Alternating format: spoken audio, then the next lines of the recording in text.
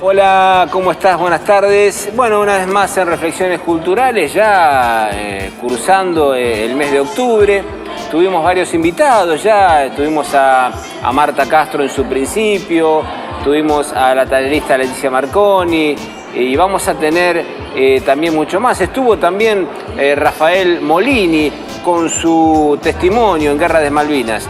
Y bueno, yo propongo una vez más reflexionar en esta oportunidad sobre un tema literario que ha marcado a Latinoamérica en la década del 60, en la década del 70, que ha marcado muy significativamente en lo literario. Me estoy refiriendo al boom de la literatura latinoamericana. Y bueno, si hablamos del boom de la literatura latinoamericana, ¿cómo no un poco tener la idea y un poco la satisfacción de reconocer a estos grandes exponentes de la literatura que son, en principio, García Márquez, Vargas Llosa, Carlos Fuentes y también, ¿por qué no?, Julio Cortázar. Julio Cortázar estuvo un poco emparentado, no era un escritor muy mediático, no le interesaba salir mucho por los medios, pero a su manera él hace una literatura de nuestra latitud, de Latinoamérica, una literatura más del sur, una literatura más del frío. Y tenemos el boom de Vargas Llosa, que es el boom de las montañas, ¿no es cierto? Tenemos el boom del trópico, que es el de Gabo, de García Márquez. Y tenemos la literatura urbana de ese gran exponente que fue Carlos Fuentes. Carlos Fuentes, un escritor bien armado, bien público, en donde manifiesta todas sus inquietudes de la necesidad humana, ¿no es cierto? Y escribe un libro maravilloso que es La muerte de Artemio Cruz. Es un libro en donde se conjuga parte de la historia de la crisis histórica en un momento dado de México. Es un libro que te enseña mucho, en dónde estás parado en la parte de Latinoamérica, ¿no es cierto? Te hace viajar a esa latitud, a México, al espectro histórico de ese país, y un poco te refleja esa realidad.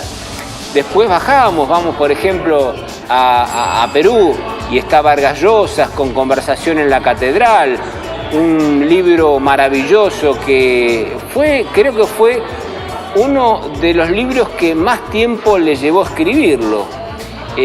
Vargas Llosa ha viajado mucho y en sus distintos viajes, en sus distintos periplos, llevaba el trabajo de escribir Conversación en la Catedral.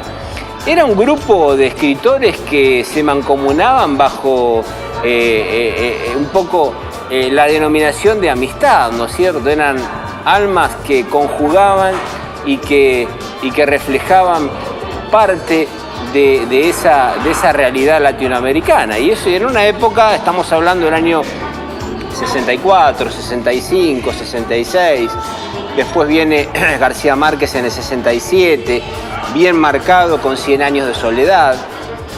Hay un antecedente bien marcado, una previa de la literatura latinoamericana que la lleva adelante Juan Rulfo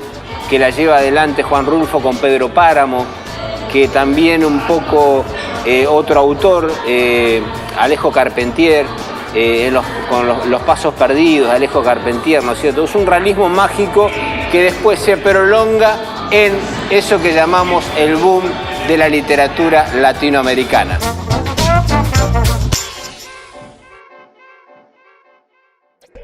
Tú sabes cómo ha sido atacado el boom, considerándolo una especie de maniobra editorial, considerando que la promoción de los editores había lanzado al boom.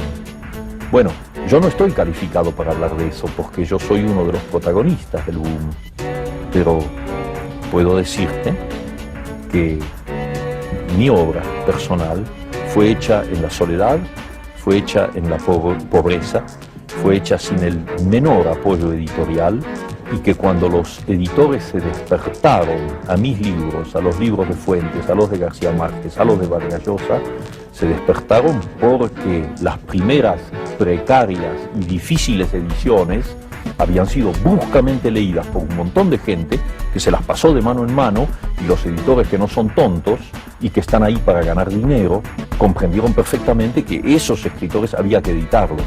Ellos no nos inventaron a nosotros. Nosotros escribimos solos, además lejos de América Latina. García Márquez escribió lejos, Vargas Llosa escribió lejos, Asturias escribió lejos, y yo también. No teníamos amigos editores, no teníamos editores.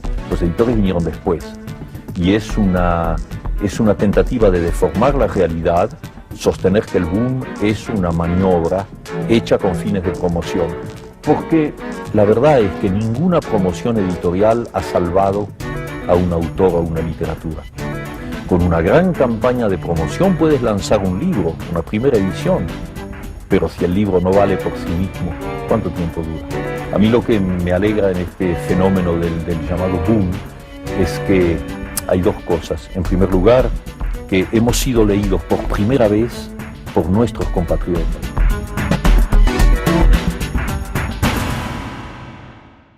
Hubo, aparte de ellos, aparte de los protagonistas de esta manifestación, de este boom latinoamericano, vuelvo a repetir, Carlos Fuentes en México, con sus diversas obras, Vargas Llosa, con Conversación en la Catedral, con La Ciudad de los Perros, con distintas... Después ya Vargas Llosa se empieza a apartar de esa simpatía de izquierda y empieza a hacer un poco su manifestación propia, enarbolando sus convicciones, ¿no es cierto? Después tenemos a varios escritores que fueron por ese canal, pero no tuvieron la relevancia de estos autores totales que eran ellos, ¿no?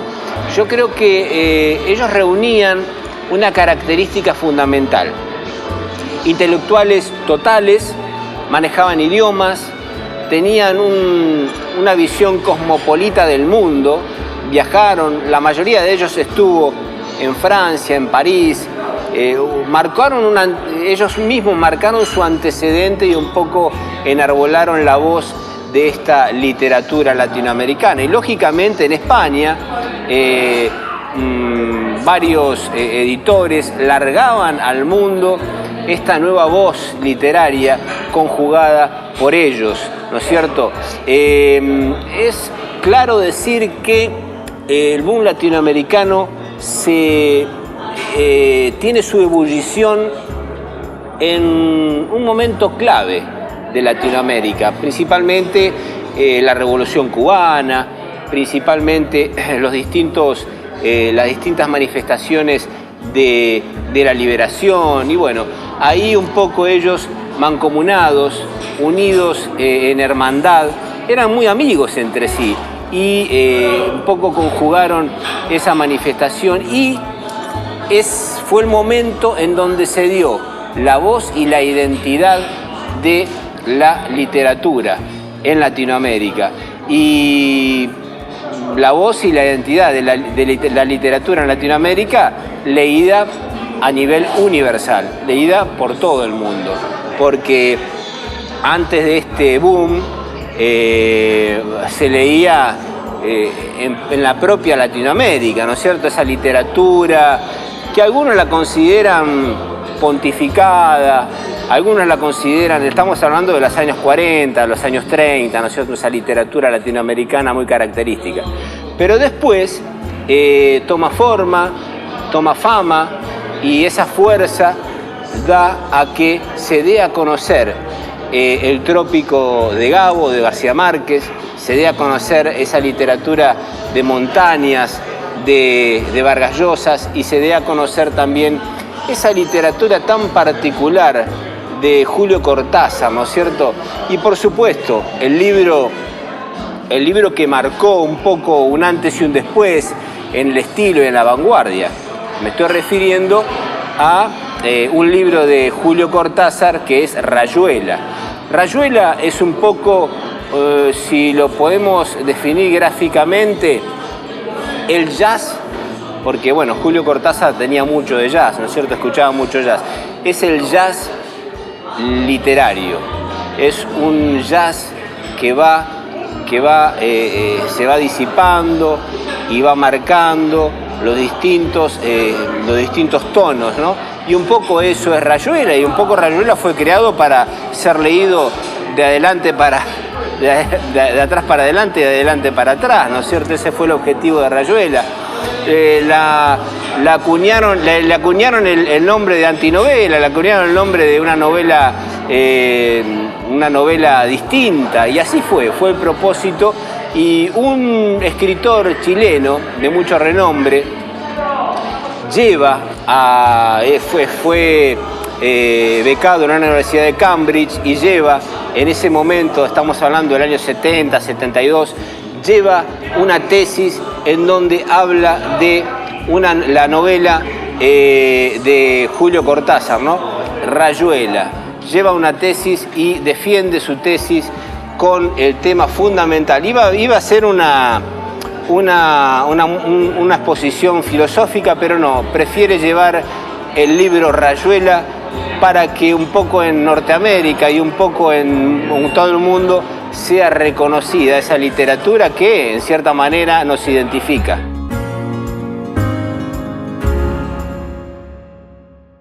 Y en las recomendaciones, quien te habla, Sandro Álvarez, te recomienda en esta oportunidad un libro, Assassin's Creed, de un juego de computadoras, ¿no? En donde está representado la Florencia, Venecia y Roma, las distintas localidades de Italia, y hay personajes como, distintos, Maquiavelo, Leonardo da Vinci. Es una recreación de una parte de la historia de Italia, enfocado en Assassin's Creed, el juego que hoy por hoy se juega mucho en computadora.